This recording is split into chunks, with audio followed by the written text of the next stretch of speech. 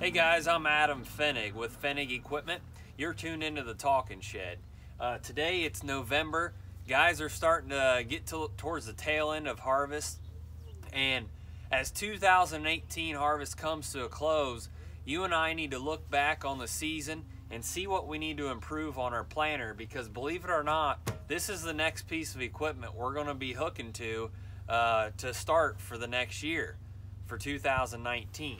So something that we really focus on here at Pfennig Equipment, and something we've had a lot of success with, is these Poly-Spike closing wheels.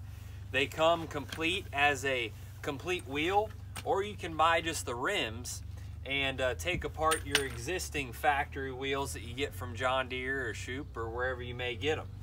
But the whole purpose here is to get these spikes to break down sidewall compaction, maximize seed to soil contact, and get those air pockets out of that seed trench. Now what's different about these closing wheels, because let's be honest, there's only about 50 other different types of closing wheels on the market, but what's different about these is that these spikes are a little bit shorter.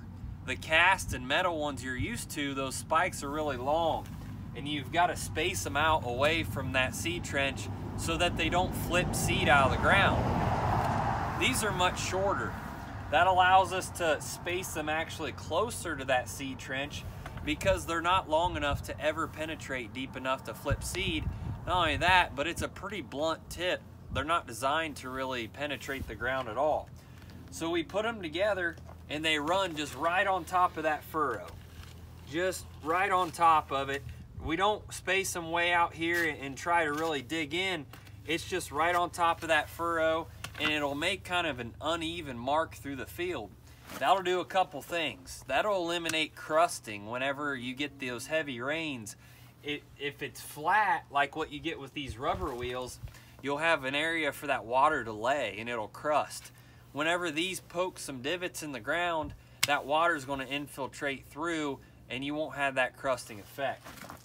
Another thing I really like about these is whenever we talk about tension on your closing wheels, a lot of guys, they'll be out planting in that wet conditions and they'll have these smooth closing wheels on and they'll bring them way down here into that third and fourth mark. But all you're doing there is you're just putting more pressure down on that seed. Because let's remember, that seed has to fight back up through all that compaction that we're forcing on it by going into that third and fourth notch. With these poly spikes, I like just going into that first notch, because they don't require a whole lot of pressure, because we're going to run pretty well right on top of the row.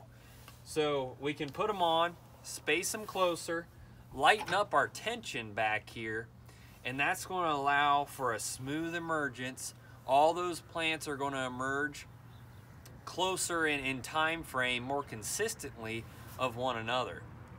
You know, I went to Beck's Hybrids PFR in London, Ohio earlier this summer, and I talked with Jared Chester there, and we went out into one of their fields where they ran these poly spikes in no-till and soybeans. And we counted 17,000 more soybeans per acre emerged versus these standard wheels.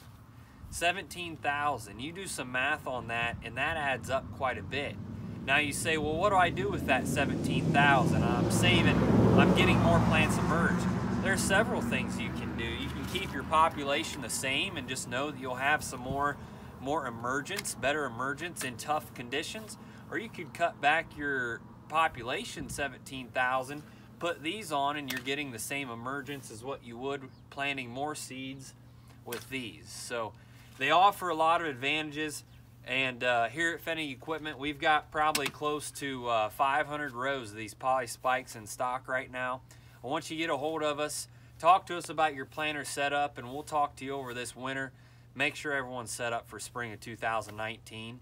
So look for us this winter on the farm show circuit. Thanks for tuning in.